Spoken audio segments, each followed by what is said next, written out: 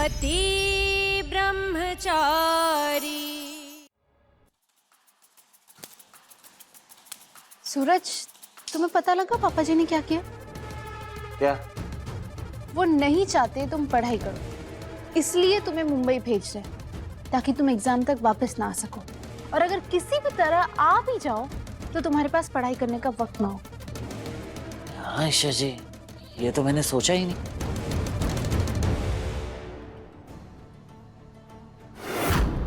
सूरज, ये इन किताबों को देखो। ये देखो सूरज, ये किताबें कितने अच्छे तरीके से रखी गई है। तुम्हें याद है जब हम बाइक ढूंढने गए थे तब ये किताबें बिखरी पड़ी थी, लेकिन अब कितने अच्छे से रखी है। ये काम पापा जी के सिवाय और कोई नहीं कर सकता।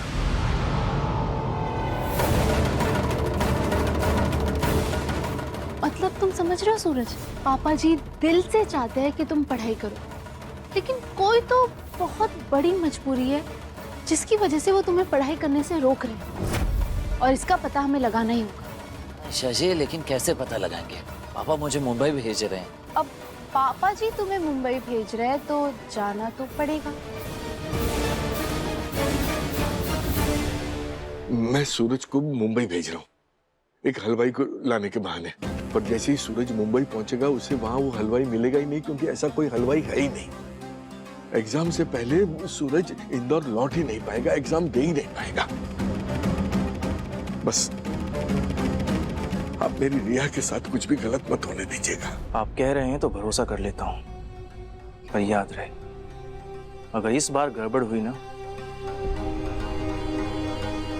तो रिया की पहचान बदल जाएगी। नहीं नहीं नहीं, कोई गड़बड़ नहीं होगी। मैं यकीन दिलाता हूँ आपको, कोई गड़बड़ नहीं होगी। चलता हूँ, नमस्ते।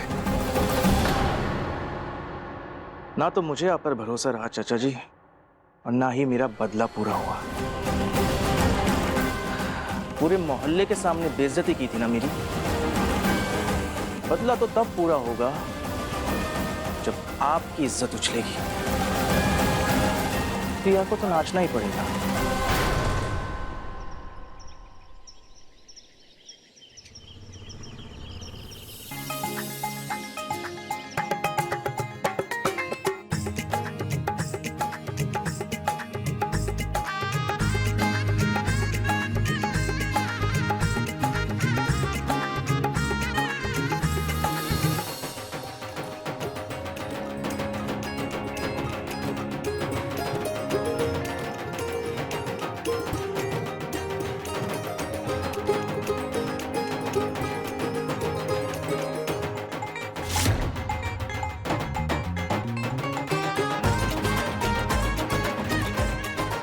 ईशा जी भी ना मुझे छेड़ने का कोई मौका नहीं छोड़ते।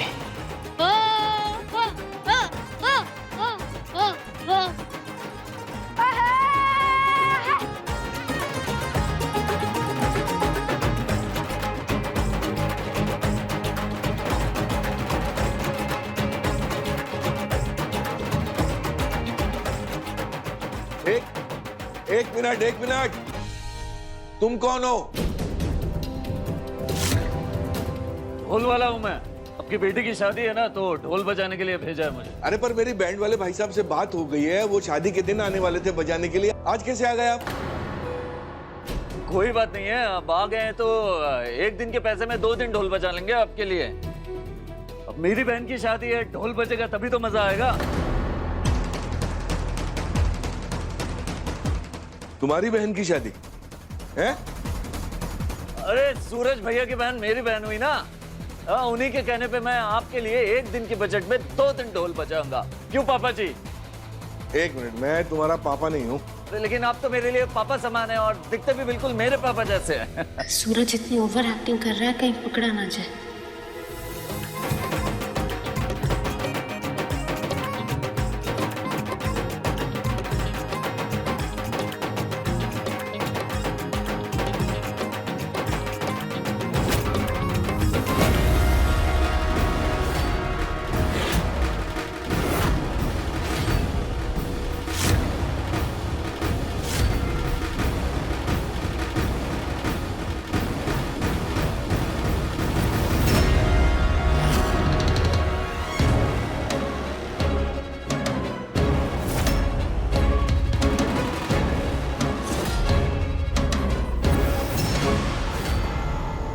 मोनिका सुन, देख रिया तैयार हुई क्या?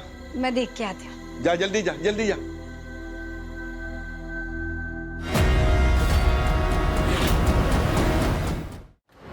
एक्सक्यूज मी मिठाई वाले भैया, आप वहाँ मिठाई लेके कहाँ जा रहे हैं? वो दुल्हन का कमरा है, दुल्हन के कमरे में मिठाई रखी जाती है। हाँ, वहाँ रखिए, चलिए। अरे आराधना जी, आरव जी,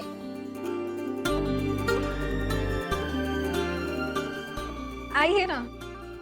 ताईमा, अब रिया को क्या पहली हल्दी मैं और आरव जी लगा लें? ये भी कोई पूछने की बात है बेटा, तुम ही लगाना।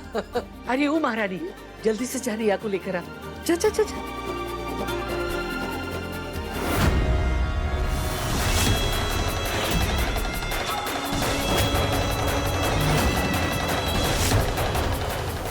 रिया,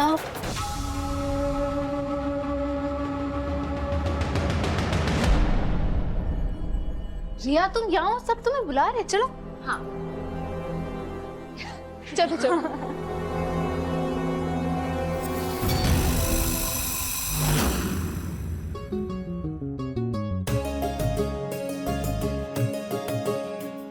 अब मैं अपनी प्यारी बहन को हल्दी लगाऊंगी। रिया बुआ को सबसे पहले हल्दी मैं ही लगाऊंगा। अच्छा ठीक है, आओ।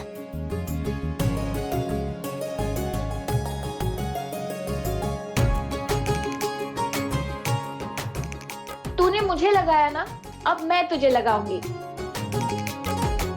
नहीं नहीं नहीं, ठीक गंदी बुआ। अब मैं अपनी प्यारी बहन को हल्दी लगाऊंगी।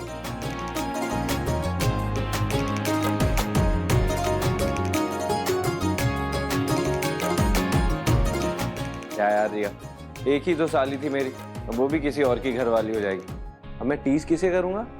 साली आधी घरवाली। हाँ,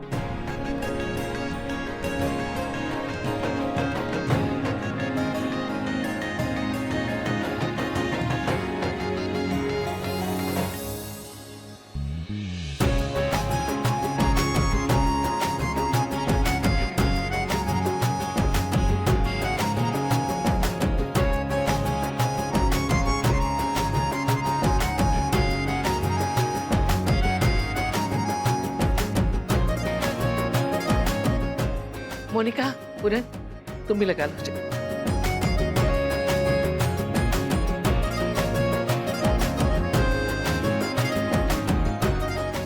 बाबू, रिया की हल्दी देख के ना जी मेरी हल्दी याद आ गई। कितनी खुश थी मैं, सोचा था शादी के बाद में ताजमहल देखने जाऊंगी। अभी भी चले जाएंगे। तारीकी फिर सुहाने सपनों में खो गई। अभी सपनों से बाहर निकल और रिया को हल्दी लगा दे। और पूरे तू भी हल्दी लगा के सबको चाय नाश्ता बंटवा। और एक बात, अगर शादी होने तक इसके आसपास भी तू दिखाई दिया ना, तो मुझसे बुरा कोई नहीं होगा। चोर का गुलाम।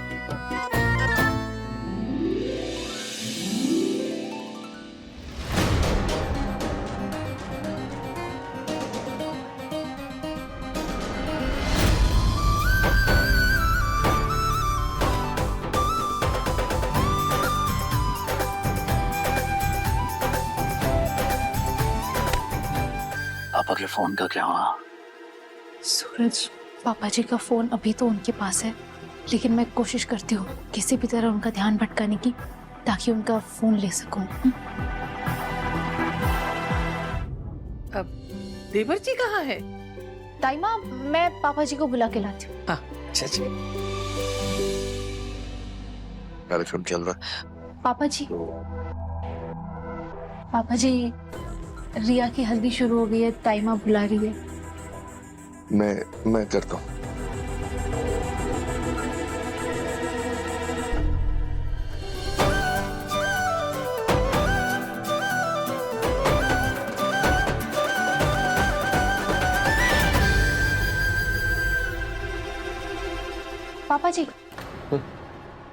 पापा जी फोन साइड में रख दीजिए या मुझे दे दीजिए, वरना फोन पर हल्दी लग जाएगी फोन पर, इसलिए। हाँ, ये ले बेटा।